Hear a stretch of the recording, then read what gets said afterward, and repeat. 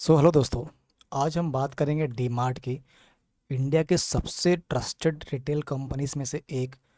Quarter one के result भी दोस्तों आए, ठीक है। रेवेन्यू भी बढ़ा, प्रॉफिट भी बढ़ा दोस्तों, और बिजनेस भी ग्रो कर रहा है, ठीक है। तो फिर शेयर प्राइस में दोस्तों एक्साइटमेंट क्यों नहीं दिखी, ठीक है। दोस्तों इस आज हम पूरा डॉक्यूमेंट्री समझेंगे इस कंपनी के बारे में, ठीक है।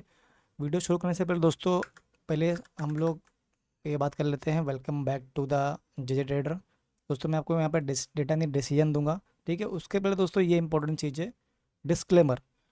इसको आप देख लो, पढ़ लो, नोट कर लो दोस्तों, उसके बाद ही वीडियो देखिए, ठीक है।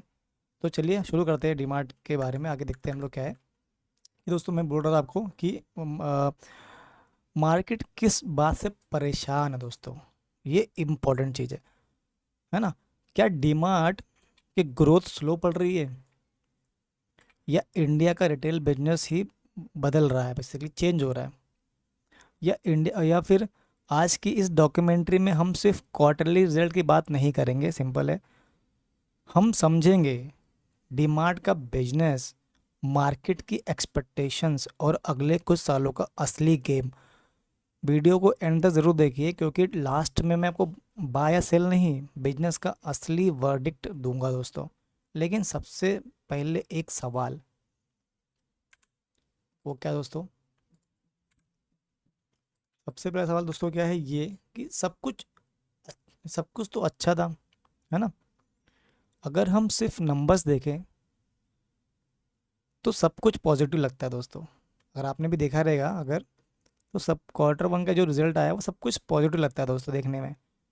कंपनी की सेल्स बढ़ रही है ना। और प्रॉफिट भी इम्प्रूव हुआ है, बोलने की बात ही नहीं है। नए स्टोर्स कंटिन्यू खुल रहे हैं दोस्तों। और डीमार्ट आज भी इंडिया के ऑर्गेनाइज रिटेल सेक्टर की स्ट्रॉन्गेस्ट कंपनीज में से एक है दोस्तों, ठीक है। इसको हम भूल नहीं सकते दोस्तों, ऐसा।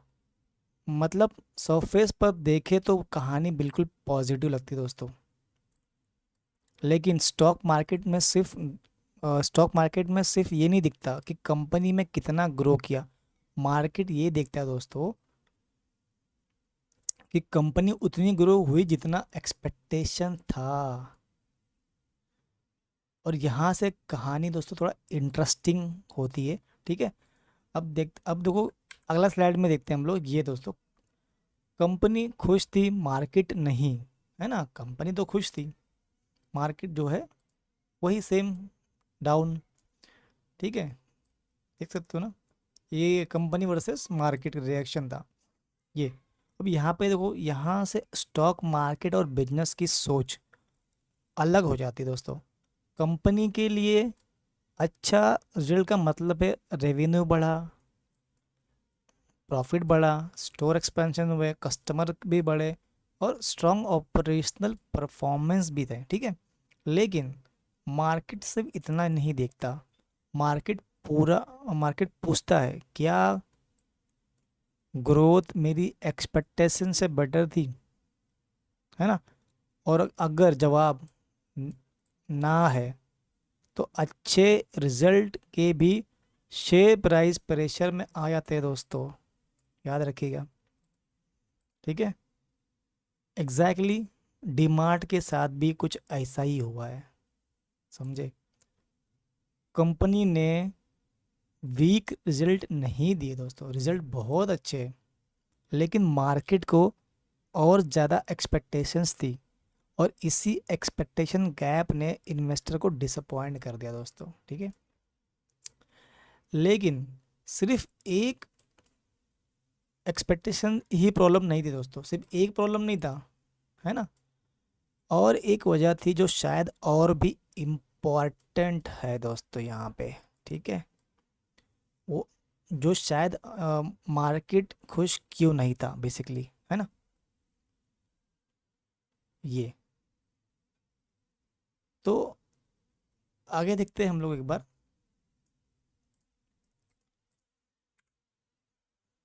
जो मैंने बताया आपको, मार्केट खुश क्यों नहीं था बेसिकली।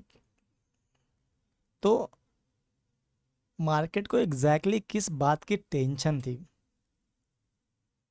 पहला रीजन क्या है? वैल्यूएशन। हाई हाई वैल्यूएशन देख सकते हो, पी रेशियो 95 ऑलमोस्ट हाइयर एकदम। ये मॉडरेट है, ये सेफ जोन है, ये रेड जोन है, उससे ज़्यादा डार्क देख रहे हो, 95% into one of the highest retail space. यही था एक रीज़न, ठीक है। ऐसा, इसका मतलब इन्वेस्टर पहले से ही फ्यूचर की स्ट्रॉन्ग ग्रोथ का प्राइस देने को तैयार रहते हैं, ठीक है। लेकिन जब वैल्यूएशन प्रीमियम हो तो सिर्फ अच्छा रिजल्ट काफ़ी नहीं होता दोस्तों, ठीक है। रिजल्ट को एक्सपेक्टेशन से बेटर होना पड़ता है। और जब ग्रोथ थोड़ी अ, जब ग्रोथ दोस्तों थोड़ी भी अगर कम होती है ना, या नॉर्मल दिखती है, तो मार्केट तुरंत रिएक्ट करता है, तुरंत रिएक्ट करता है दोस्तों। ऐसा है। दूसरा रीज़न क्या है? कंजप्शन को लेकर कंसर्न। रिटेल के सेक्टर में कस्टमर बिहेवियर बदल रहा है, ठीक है। क्विक कॉमर्स और डिस्काउंटिंग और कन्विंस जो है, कन्वीनियंस सॉरी, आज पहले से कहीं ज़्यादा इम्पोर्टेंट हो चुके हैं। इसीलिए दोस्तों इसीलिए दोस्तों क्या हो रहा है कि इन्वेस्टर सिर्फ आज का क्वार्टर नहीं, अगले 3 से 5 साल का फ्यूचर देख रहे हैं। और वही डिमांड के लिए जो है सबसे बड़ा चैलेंज है दोस्तों, ठीक है। अब देखिए, लेकिन एक क्या इसका मतलब डिमांड का ग्रोथ खत्म हो गया है? बिल्कुल नहीं दोस्तों, ग्रोथ खत्म नहीं हुआ है। लेकिन एक चीज़ ज़रूर बदली है, ठीक है। अब देखते हैं आगे कि जो ग्रोथ स्लो पड़ रही है बेसिकली, है ना। ये देखो, मैंने आपको एक मतलब डिटेलिंग में मेरे को बताया हुआ है, ठीक। अब सवाल सबसे बड़ा, क्या डीमार्ट की ग्रोथ सच में स्लो पड़ रही है? डेटा झूठ नहीं बोलेगा आपको, है ना, या हमें आपको झूठ नहीं बोलेगा। जवाब है हाँ, और हाँ भी और नहीं भी, बेसिकली बोलने का मतलब है। कन्फ्यूज मत होइए, मैं समझाता हूँ। डीमार्ट की ग्रोथ जो है ख़त्म नहीं हुई है, स्पीड मॉडरेट हुई है, ठीक है, ख़त्म नहीं हुई है। पहले जैसे एक्सप्लोसिव ग्रोथ भी नहीं है, और उसके पीछे एक नहीं कई रीज़न है दोस्तों, कई रीज़न है। सबसे पहला, बेस इफेक्ट। जब एक कंपनी छोटी होती है तो 25% से 30% ग्रोथ दिखाना रिलेटिवली आसान नहीं होता दोस्तों, ठीक है।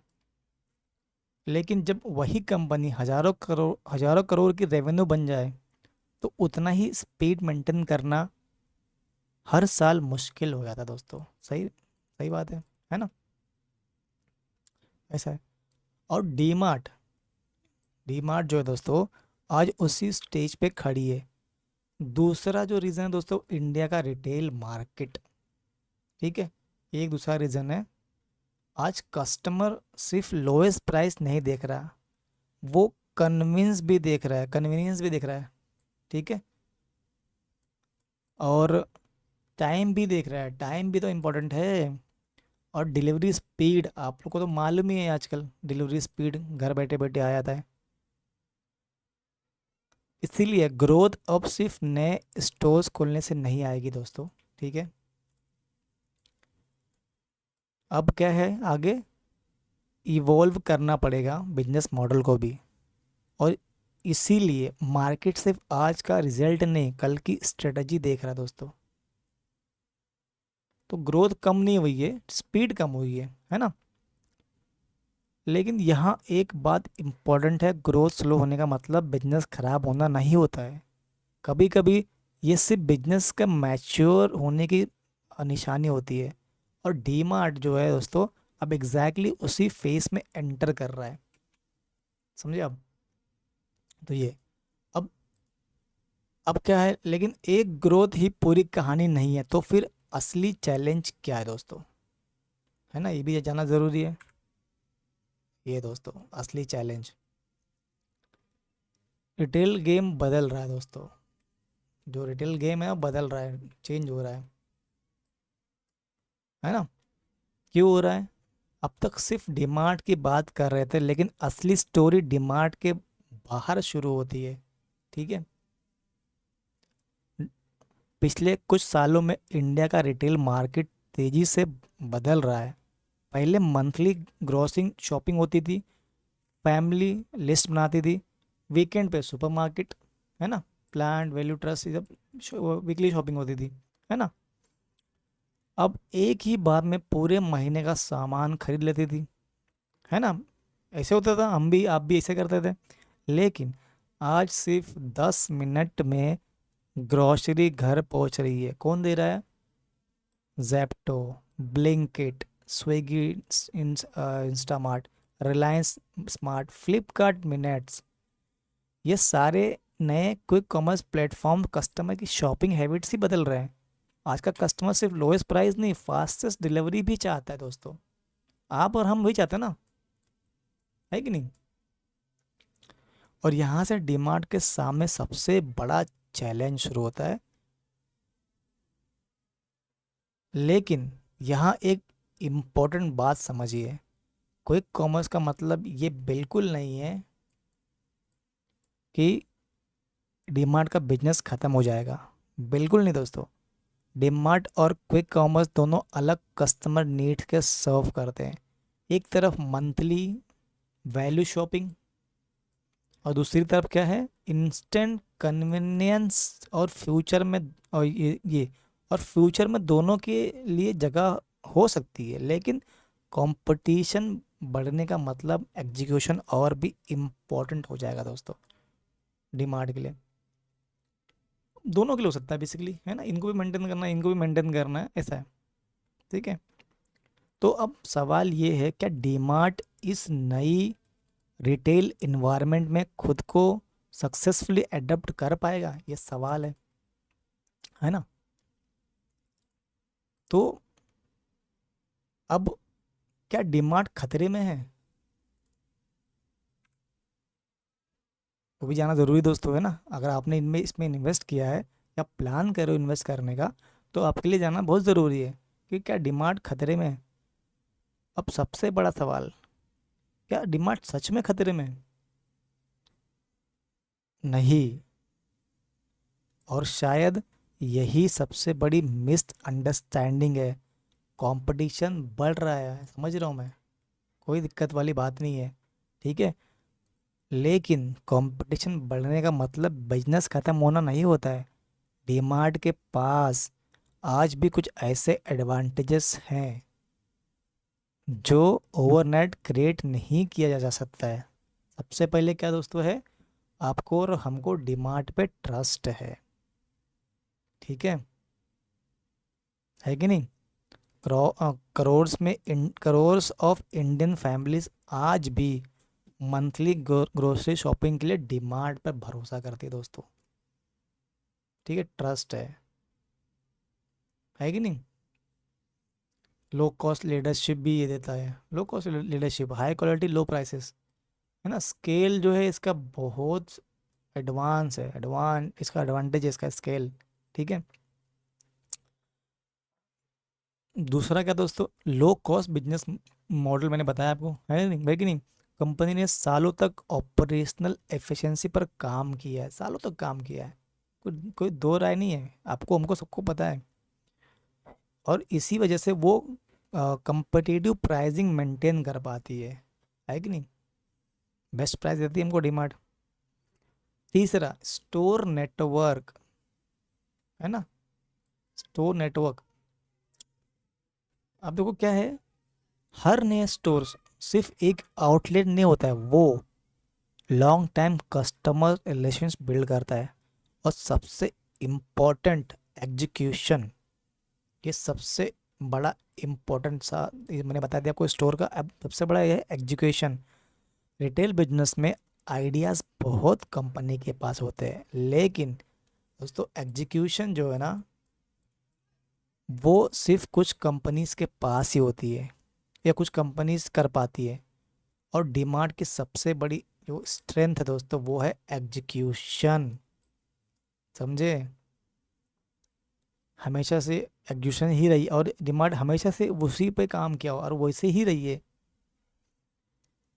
लेकिन इसका मतलब ये भी नहीं कि कंपनी के सामने कोई रिस्क नहीं है।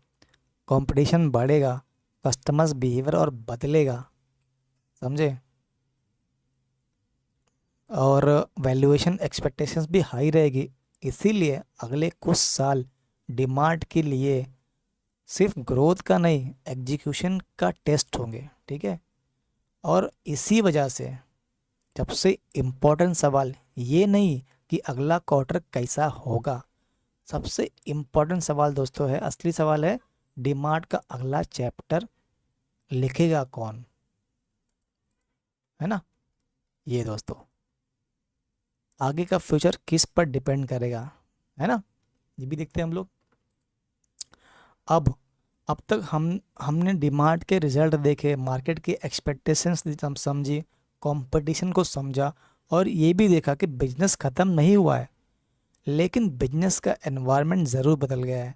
अब सबसे इम्पोर्टेंट सवाल, अगले 5 सालों में डिमांड की कहानी जो है वो किस चीज़ पे लिखी जाएगी। मेरे हिसाब से सिर्फ एक क्वार्टरली रिजल्ट से नहीं, बल्कि 4 बड़े डिसीजन से दोस्तों। पहला, स्टोर एक्सपांशन, ठीक है। डिमार्ट का बिजनेस मॉडल फिजिकली स्टोर पर बेस्ड है, जितनी अच्छी लोकेशंस उतना स्ट्रॉन्ग लॉन्ग टर्म ग्रोथ।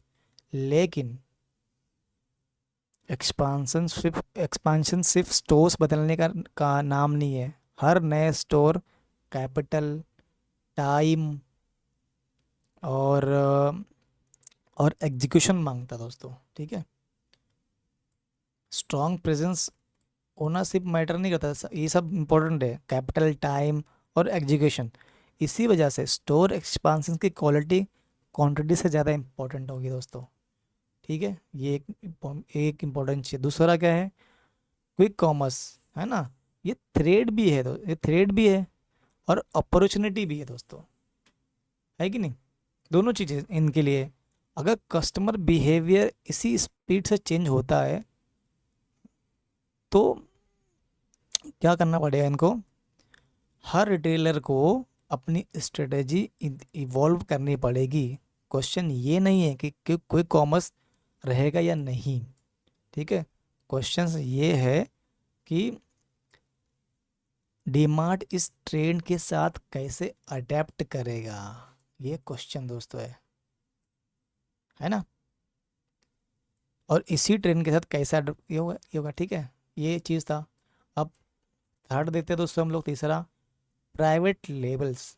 ये दोस्तों रिटेल बिजनेस में मार्जिन जो है ना वो इम्प्रूव करने का सबसे पावरफुल तरीका है। क्या है, अगर फ्यूचर में प्राइवेट लेबल्स बिजनेस और स्ट्रांग होता है, ठीक है, तो प्रॉफिटेबिलिटी पर पॉजिटिव इम्पैक्ट पड़ सकता है दोस्तों, है ना। हाई क्वालिटी लो प्राइस डिमांड का बिगेस्ट एज, है ना, यही है। तो ये, और चौथा सबसे इम्पोर्टेंट, इंडिया का कंजम्पशन स्टोरी, है ना। ये शायद दोस्तों सबसे बड़ा फैक्टर है। इंडिया की इनकम बढ़ती है, कंजम्पशन बढ़ता है ना। इनकम ग्रोथ, कंजम्पशन बढ़ेगा दोस्तों, रूरल डिमांड, जॉब क्रिएशन, है ना। इसका क्या होगा, रिटेल कंजम्पशन बूस्ट होता है और ऑर्गेनाइज रिटेल के शेयर इंक्रीज होते हैं। तो डिमांड जैसे बिजनेसेस को लॉन्ग टाइम बेनिफिट मिल सकता है दोस्तों, ठीक है। इसीलिए कभी कभी एक कंपनी का फ्यूचर सिर्फ उस कंपनी पर नहीं, पूरी कंपनी पर भी डिपेंड करता है दोस्तों, समझे। पूरी इकोनॉमी पे डिपेंड करता है, कंपनी पे तो करता ही है, पर पूरे इकोनॉमी पे डिपेंड करता है। तो अगला कुछ सालों में डिमांड का फ्यूचर सिर्फ क्वार्टरली प्रॉफिट से डिसाइड नहीं होगा दोस्तों। असली गेम इन्हीं 4 फैक्टर्स पर लिखा जाएगा दोस्तों। और अब सबसे इम्पोर्टेंट सवाल, इतनी सारी अपॉर्चुनिटीज़, इतने सारे रिस्क, तो फिर मेरा फाइनल वर्डिक्ट या फाइनल कंक्लूजन क्या हो सकता है या क्या है ना। ये दोस्तों बात करते हैं इस पे। ठीक है, इतना सारा हमने एनालिसिस के बाद सबसे बड़ा सवाल, क्या डीमार्ट एक अच्छा बिजनेस है? ये सबसे बड़ा सवाल है। सो दोस्तों मेरी नज़र में बिल्कुल, बिल्कुल है दोस्तों। ठीक है, मेरे हिसाब से बिल्कुल है। इंडिया का रिटेल सेक्टर में डीमार्ट ने डिसिप्लिन, ठीक है, डिसिप्लिन, कॉस्ट कंट्रोल, ठीक है, और एग्जीक्यूशन के दम पर एक ऐसा बिजनेस खड़ा किया जिसे कॉपी करना आसान नहीं है दोस्तों।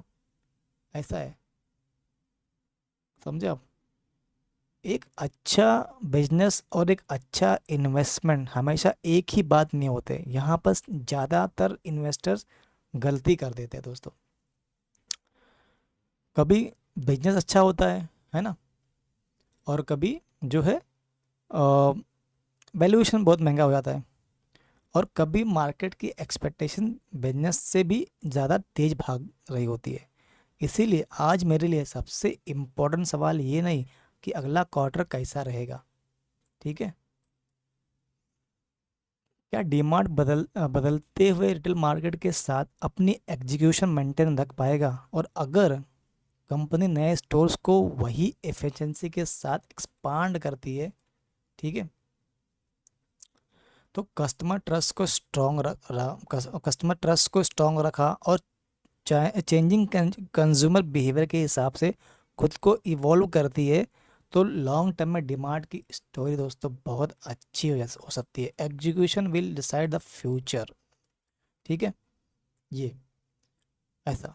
अब यहाँ कंपटीशन को लाइटली लिया गया तो प्रीमियम वैल्यूएशन सबसे पहले प्रेशर में आती है। इसीलिए मैं आपको बस बाय या सेल नहीं बोलूँगा, मैं सिर्फ इतना बोलूँगा बिजनेस स्ट्रांग है, ठीक है, बिजनेस बहुत स्ट्रांग है, कोई दो राय नहीं है। और अपॉर्चुनिटी भी दोस्तों स्ट्रांग है, अपॉर्चुनिटी भी स्ट्रांग है, ठीक है, लेकिन रिस्क को इग्नोर नहीं कर सकते दोस्तों। कंपटीशन, वैल्यूएशन, एग्जीक्यूशन, रिस्क, ठीक है। और अगर देखेंगे इसमें अपॉर्चुनिटी में तो लीडरशिप अच्छा है इनका, प्राइवेट लेबल्स में इनका मतलब ये चीज़ें काफ़ी अच्छे से काम करती है, और एक्सपांशन है ना, बेस्ट है ऐसा। और आखिर में सब कुछ सिर्फ एक चीज़ पर आकर रुकता है, क्या दोस्तों? एग्जीक्यूशन। ये स्टॉक मार्केट में बहुत लोग न्यूज़ देखते हैं, कुछ लोग चार्ट देखते हैं, लेकिन लॉन्ग टाइम विनर्स बिजनेस को समझते हैं। अगर आपको भी इसी तरह सिंपल हिंदी बिजनेस डॉक्यूमेंट्रीज और डेटा ड्राइवन स्टॉक एनालाइज देखना पसंद है, तो सिंपल है, बोलने की ज़रूरत नहीं आगे। मेरे चैनल दी जे ट्रेडर को सब्सक्राइब करना मत भूलिए। वीडियो पसंद है दोस्तों तो लाइक कीजिए, और कमेंट में बताइए आपके हिसाब से डिमांड का फ्यूचर का सबसे बड़ा फैक्टर क्या होगा, क्विक कॉमर्स, स्टोर एक्सपेंशन, या एग्जीक्यूशन। मैं मिलूंगा एक और बिजनेस डॉक्यूमेंट्री के साथ, तब तक डेटा नहीं, डिसीजन मिलेगा। और हम सिर्फ स्टॉक एक्सप्लेन नहीं करते दोस्तों, हम बिजनेस की कहानी समझते हैं। थैंक यू दोस्तों, मिलते हैं नेक्स्ट वीडियो में। जय हिंद।